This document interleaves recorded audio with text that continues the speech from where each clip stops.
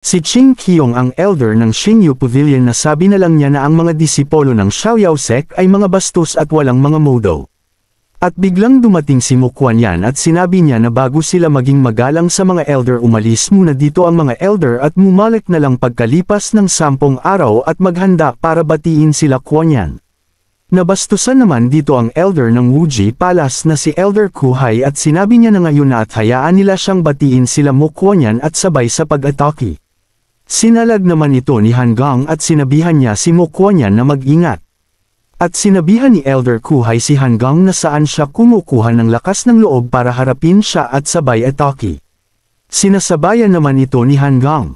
At nagsalpukan naman ang mga atake nila. Habang umaatake si Elder Kuhai, seryoso naman itong hinaharap ni Han Gang. At sinabihan ni Elder Kuhai si Han Gang na isang bastard. At hindi pa nakontento si Elder Kuhai at sinabihan pa niya si Han Gang na seno ang idiot na master ni Han Gang dahil papatayin na din ito. Dahil sa narinig ni Han Gang mula kay Elder Kuhai nalabas niya ang kanyang nag-umapaw na lakas. Napansin naman ito ni Elder Kuhai. At tinudo na ni Han Gang ang kanyang atake kay Elder Kuhai.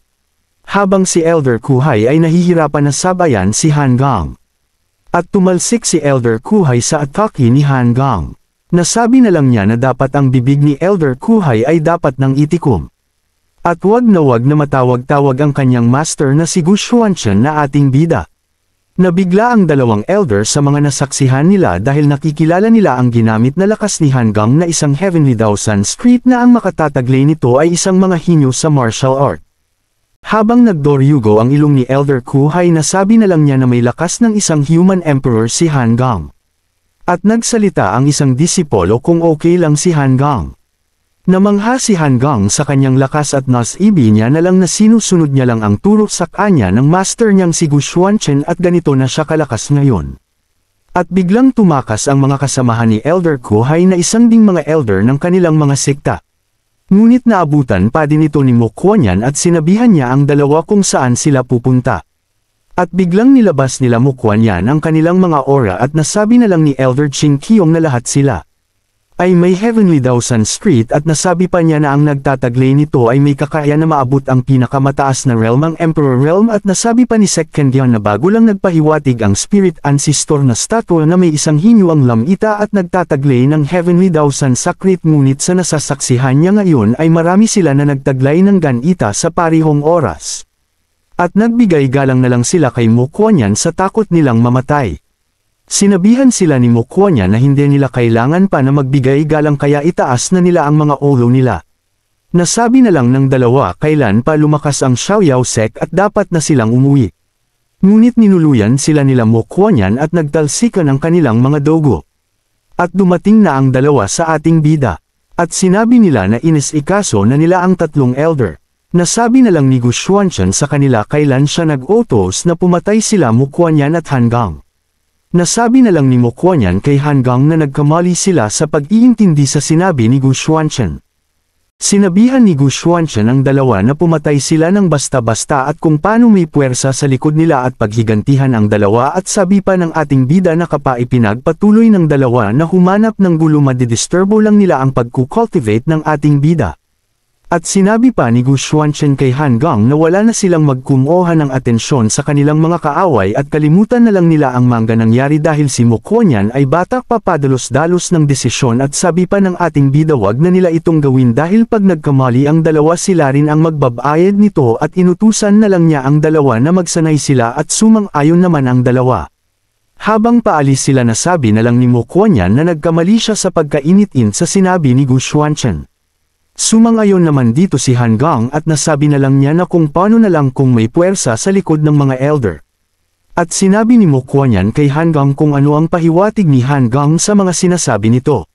Sinagot naman ito ni Han Gang na malinaw ang senior nilang si Gu Xuanchen ay nagpapaalala sa kanila na sa halip na ipaalam sa ating bida na humingi ng paghihiganti ay mas mabuti para sa kanilang dalawa ni Mo Kuan-Yan na gumawa na lang sila ng kanilang sariling didisayon at nasabi ni Han Gang na direkta na nilang sirain ang kalaban nilang tatlo sekta sa kanila upang walang mga problema sa hinaharap magpakailanman. At biglang may sumabog ng enerhiya. Sa ating bida wala ito galing nagpahiwatig na nag-breakthrough na si Gu Xuanchen. At nasabi na lang ni Gu Xuanchen na sapat na ang spiritual energy ng Lingyin Temple sa pag-angat niya sa heavenly realm. At may nagpatunog ng 9 rings of cloud drum na sabi na lang ni Gu Xuanchen na kapag ito ay pinatunog ay lahat na nasa sikta ng Xiaoyao sect ay pinatawag sa Xiaoyao Hall dahil may importante ang nangyayari. Sa lugar ng Xiaoyao Hall, habang pumapasok si Gu Xuanchen sa Xiaoyao Hall, bigla siyang nagseryoso sa kanyang mga nakita. Si Han Gong ay may pasa na at nasabi na lang ni Han Gong na Senior Gu. Si Elder Chi Hu ng Xiaoyao sect na sabi na lang ni Elder Chi Hu sa ating bida kung siya ang tinutukoy nila Han Gong na kanilang senior. Sinabihan ni Mo Kuan-yan si Elder Chi Hu na wag bastos sa ating bida. At pasiga na sinabihan ni Elder Chi Hu si Mo Kuan-yan na kailangan pa ba siya na gumalang sa ating bida at anong kakayahan ang mayroon si Gu Xuanchen at sinabihan pa niya si Mo Kuan-yan kung bakit nila inatake ang mga elder ng tatlong sikta na sabi naman dito ni Mo Kuan-yan sa elder na ang mga turo ni Gu Xuanchen ay tama at nagkamali lang sila at nahihiya sila sa sarili nila. Nasabi na lang ni Gu Xuanchen na ito ay talagang nakakahiya. Walang kabuluhan para sa akin na magturo sa kanila kung paano magsanay at sinabihan niya si Elder Chio na ngunit sa wakas ikaw ay hadhad lang sa lupa sa pamamagitan ng hindi sikat na sekta. Nagalit naman si Elder Chio sa sinasabi ni Gu Xuanchen at gusto niya na bugbugin ang ating bida. Pinipigilan lang siya ni Han Gong dahil kila ni Han Gong ang lakas ng ating bida. Nagpalabas si Gu Xuanchen ng aura. Sa pagpalabas ng aura ng ating bida natigil na lang ng Elder Chiu sa kanyang balak na bugbugin ang ating bida. At napalibutan ng aura ni Gu Xuanchen ang mga disipolo. Sinabihan ni Elder Chiu ang ating bida na anong ginagawa ni Gu Xuanchen sa mga disipolo. Sinabihan na lang ni Gu Xuanchen ang Elder na wala siyang balak na saktan ang mga disipolo at inutusan pa niya ang Elder na tumayo na lang ito sa tabi ng ating bida. Wala na lang masabi ng Elder at pinakiramdaman na lang niya ang mga nangyayari. Nasabi na lang ang isang disipolo na ang nilalabas na aura ni Gu Xuanchen ay hindi nakakasama sa mga katawan nila at nagpasalamat pa ang isa sa ating bida dahil ang aura nito ay labis na nakakatulong sa mga disipolo. Nasabi na lang ni Elder Chio na isang high level lang ang makakagawa sa ginagawa ng ating bida na magpagaling ng pinsala at hindi pa ito dahil sabay-sabay na pinapagaling ni Gu Xuanchen ang 100 na disipolo. Biglang lumuhod at nagbigay galang si Elder Chiu kay Gu Xuanchen at nasabi niya dito na hindi niya alam na may malakas na kapangyarihan si Gu Xuanchen kaya humingi siya ng tawad sa ating bida dahil na-offend niya ito. Nagpasalamat si Elder Chiu sa kanilang ancestor dahil may makapangyarihan na tao na nalapunta sa lugar nila at tayak na maliligtas nito ang Xiaoyao sect. At tinawag ng ating bida si Elder Chiu at intusan niya na ngayon siya muna ang pipigil sa kanila para sa ating bida. Biglang pumasok sa eksena ang tatlong disipolo na may mga pinsala sa katawan at sabay sa pag-ulat na inatake na sila ng tatlong major sect. At sinabihan ni Mo Kuan-yan si Gu Xuanchen na iti yung mga nakulikta nila na mga kayamanan at armas sa pagpatay nila sa tatlong elder.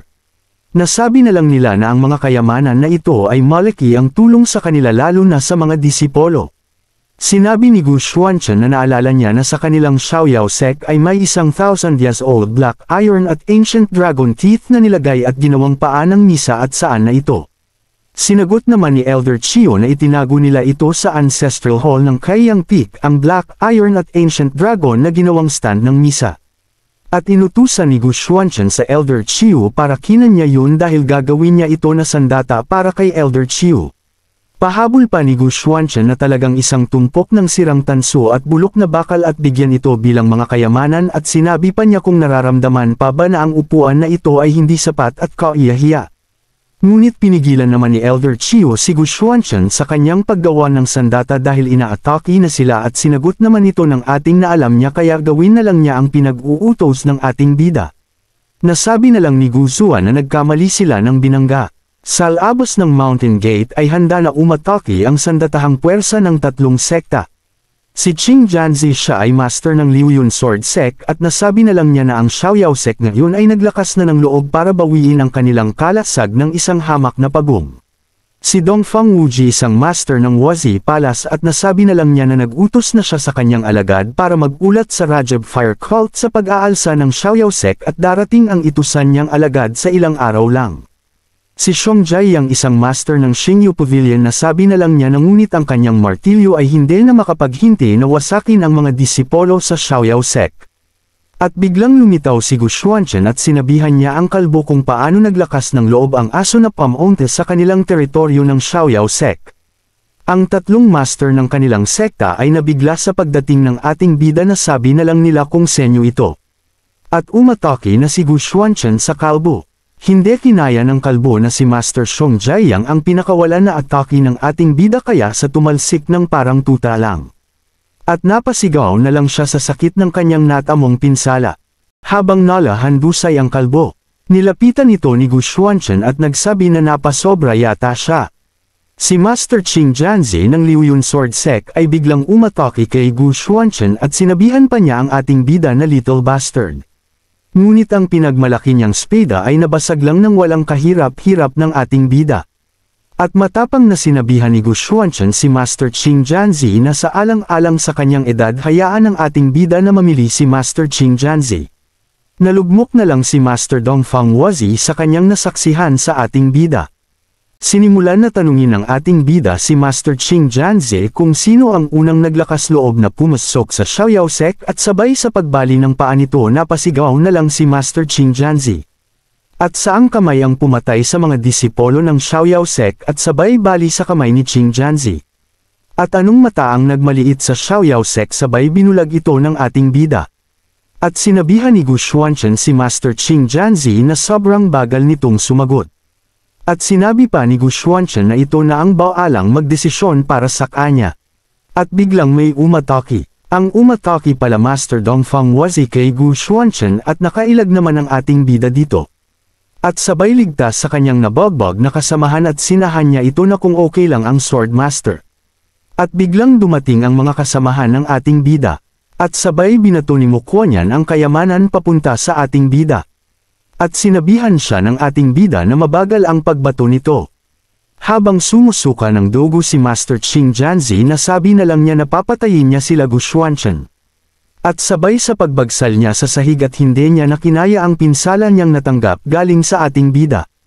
At sinabihan Song Jiayang si Master Dongfang Wuji na magsama sila para ipaghigantay nila ang Sword Master at patayin nila ang ating bida at tinawag pa niya na isa maliit na beast si Gu Xuanchen sumang-ayon naman si Dongfang Wuji. Si Master Song Jiayang ay umatake na gamit ang Golden Dome Shock the Sky. At sumabay din sa pag-atake si Master Dongfang Wazi gamit din ang kanyang pinagmalaki na Dragon Thunder. At umulan ang kanilang pinagsamang atake. At kitang-kita na tinamaan ang madisipolo sa atake.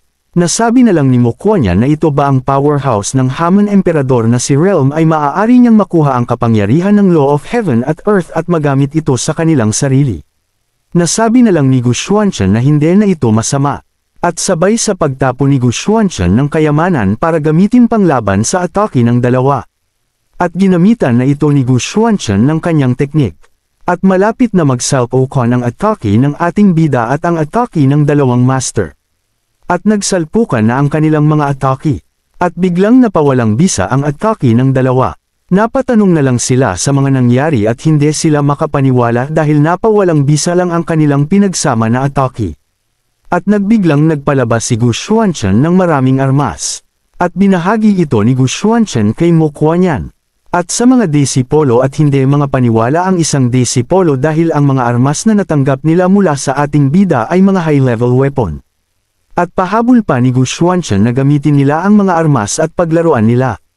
Nalugmok ang dalawa dahil ginamit lang ni Gu Xuanchen ang atake ng dalawa para lang mag-refine ng mga sandata at basta-basta lang pinagamit sa mga disipolo at napatanong na lang sila kung anong klaseng pagre-refine ang ginamit ng ating bida. Nasabi na lang ng dalawa na trinato lang sila ng Gu Xuanchen ng parang onggoy lang. At pagalit na sinabi ng dalawang master na kukunin nila ang buhay ni Gu Xuanchen at sinabihan pa nila ito ng brat. At sabay sa pag-atake sa ating bida at pinaganya ni Gu Xuanchen ang array na 1,000 illusions. At inatake na ni Gu Xuanchen ang dalawa ng strangling array. Nangamba naman si Master Song Jiayang sa parating na atake ng ating bida. At tinamaan na ang dalawa ng atake ng ating bida. Nakikilala nila ang ginamit na array ng ating bida ngunit huli na ang lahat. Dahil nasugpo na sila ng atake ni Gu Xuanchen gamit ang array. At nakahandusay sa ang dalawa. Sinabi ni Gu Xuanchen na hindi niya gustong patagilan pa ang laban kaya mabilis niya itong tinapos na sabi pa ni Gu Xuanchen ang atake na ito ay galing pa sa Emperor Scripture at maganda ito pangpalang ng mga grupo ng mga langgam. At nakita ng mga disipolo ang ginamit na array ng ating bida. Habang nakahandusay ang dalawa, lumaki na lang ang mga mata ng mga disipolo at si Elder Chiyo dahil nakikilala nila ang array na ginamit ng ating bida ang Illusion Strangling Formation. Ito ang nawalang pinagmalaki na killing formation ng Xiaoyao sect. Sabi pa niya ang formation na ito ay kayang umatake sa hanggang 10 mile ang layo at hindi na mahitsura ang pagmumula ng Elder Chiyo. Nasabi pa niya na umaatake ang formation hanggang sa mabawian na ng buhay ang biktima nito. At nagtakbuhan ang mga disipolo dahil nandyan na ang mga alagad ng tatlong master na napatay ng ating bida. Napapikit na lang si Gu Xuanchen at nabanggit niya ang kanyang ikasampu na disipolo sa dati niyang buhay na si Emperor Xiaoyao at sinabi pa ni Gu Xuanchen na dapat niya itong makita ang mga nangyayari ngayon. Napasabi na lang si Gu Xuanchen na sa layo ng 10 miles. Habang nagtagbuhan ng mga disipolo ng Xiaoyao sect, inaatake naman ni Gu Xuanchen ang mga kalaban gamit ang Illusion Formation. Sa lugar na sa 10 miles ang layo, inaatake ng kalaban ang mga kasamahan na disipolo ng ating bida ng mga kalaban. Si Hu Haiquan na sabi na lang nila na ang kilang sekta ay pumunta dito para singilin ang Xiaoyao sect sa pagpalang nila sa tatlo nilang elder at hindi nila alam na ang kanilang mga master ng kanilang mga sekta ay napatay na ng ating bida. Nasabi na lang ng Xiaoyao Patriarch kung nais ng mga kalaban nila na magdagdag ng isang krimen at nasabi pa niya na walang dahilan ang mga tao mula sa Xiaoyao sect pumatay ng kanilang mga elder dahil hindi kailanman lumabas sila sa kanilang gate sa kanilang mountain. Nasabi pa ng Xiaoyao Patriarch na ang anong sinusubukan na gawin ng kalaban sa pagharang nila sa kanila. Nasabi na lang nila na hindi na nila kailangan na magpaliwanag dahil maghihiganti sila. At sabay umatake ang mga kalaban na salag naman ito ni Miss Luo. Nagsabi na lang ang isa na dapat mag-ingat ang kanyang junior na si Miss Luo. At napatanong ang senior niya kung okay lang ba ang kanyang junior na si Miss Luo. Nagtaka ang Patriarch kung bakit mabagal ang cultivation ni Luo Shengzhou kahit na tinutulungan na ito ng Primordial Blessed Land at si Luo Shengzhou ay kagaya lang sa kanilang normal lang na disipolo.